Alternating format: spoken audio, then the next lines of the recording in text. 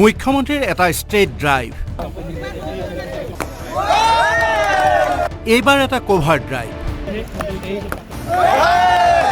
উমৰাংচুত এছিয়াৰ এখন cricket stadium মুকলি কৰি মুখ্যমন্ত্ৰী ডক্টৰ হিমন্ত বিশ্ব শৰ্মাই শুকুৰবাৰে হাতত ক্ৰিকেট বেট তুলি ল'লে।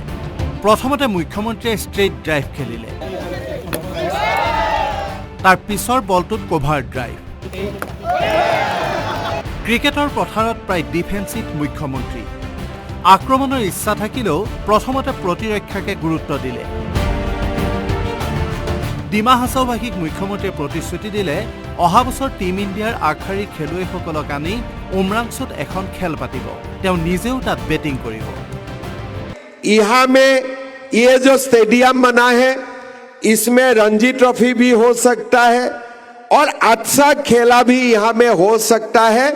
और मैं आपको वादा करता हूँ अगली साल यहाँ में इंडिया का टॉप क्रिकेट प्लेयर को लाके हम लोग यहाँ में मैच खेलूंगा, ठीक है?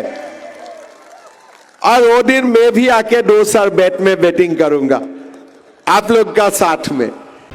উমৰাংচুৰ ষ্টেডিয়ামত কেৱল ক্ৰিকেটৰ ষ্টেট ড্ৰাইভতে ক্ষান্ত নাথাকিল মুখ্যমন্ত্ৰী।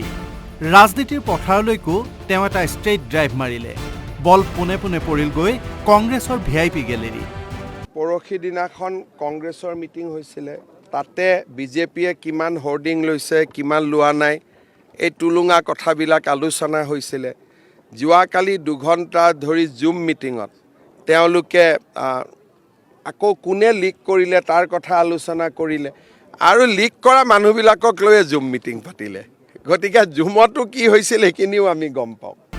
পিছৰ বলটোত আকৌ এটা ছিক্সাৰ একেটা গেলেৰীলৈকে। কংগ্ৰেছ দলৰ ভিতৰৰ মানুহে বিচাৰে যে কংগ্ৰেছ আহিব নালাগে শাসনত, কাৰণ অসমত ইমান কাম হৈ আছে। আপোনালোকে চাওক কিমান দিন সাংবাদিকতা কৰিলে, 15 বছৰ কংগ্ৰেছৰ গভৰ্ণমেণ্ট আছিল। কেতিয়াবা কোনোবাই উমৰাংচুৰ নামটো লৈছিল নেকি? আজি আমাৰ বিকাশে উন্নতি আজি আহি উমৰাংচু থিয় হৈছে।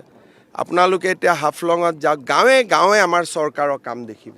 এইবাৰ যেন এটা ফুল টাচ বল বাউণ্ডেৰীলৈ ঠেলিলে মুখ্যমন্ত্ৰীয়ে।